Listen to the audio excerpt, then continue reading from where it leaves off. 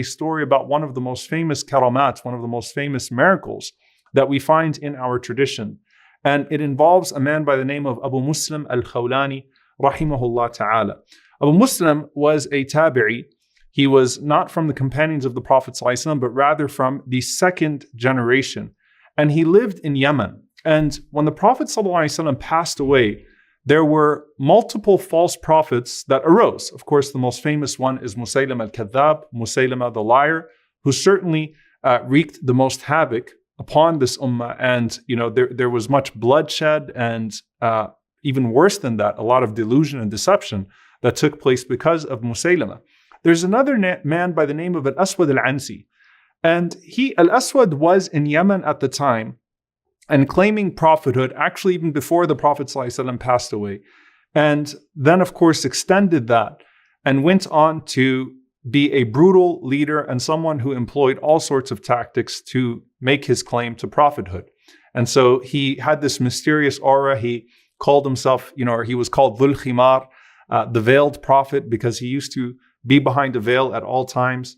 And, his tactics and his tricks involved doing things with his donkeys, allowing his donkeys to respond to certain commands. And so his nickname became Dhul Himar, the one of the donkey. Why? Because that was, the extent for the most part of the quote unquote miracles that he was performing. So you have the false miracles of a false prophet, and then you have a person who refuses to believe in him by the name of Abu Muslim al-Khawlani, rahimahullah ta'ala. So Al-Aswad, as he claimed prophethood, he commanded Abu Muslim, being a great scholar, to testify that he was also a prophet of God. And when Abu Muslim refused to testify to his prophethood, he ordered that a fire be lit in front of the people and that he would throw Abu Muslim into the fire, rahimahullah ta'ala. So it sounds very similar to what? The test of Ibrahim alayhi salam. And of course, this was the way of these false prophets, right? They were masquerading as prophets for the sake of political power. And so they used, political force and harm to try to coerce people into following them. And so he brings forth Abu Muslim, rahimahullah ta'ala, and he has him thrown into that fire, and Abu Muslim al-Khawlani, rahimahullah ta'ala, walks right out of that fire completely unharmed.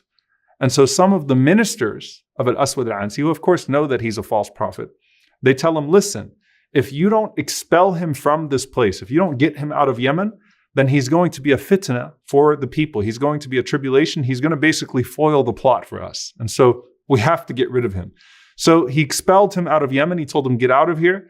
Abu Muslim, rahimahullah ta'ala, made his way to the Medina of the Prophet sallallahu alaihi wasallam, the city of the Prophet sallallahu alaihi wasallam. And he goes to Al-Medina. And when he gets to Medina, he simply gets off of his camel and he enters into Masjid al-Nabawi, the masjid of the Prophet sallallahu alaihi wasallam, and he starts to perform prayer. Umar ibn al-Khattab radiyallahu ta'ala anhu, who was the Khalifa at the time, he sees him. So he comes to him and he says to him, where are you from? And he says, from Yemen. He said, have you heard about the man who the kadhab, who the liar threw into the fire? So Abu Muslim, in his humility, in his righteousness, he says to him, yes, his name was Abdullah.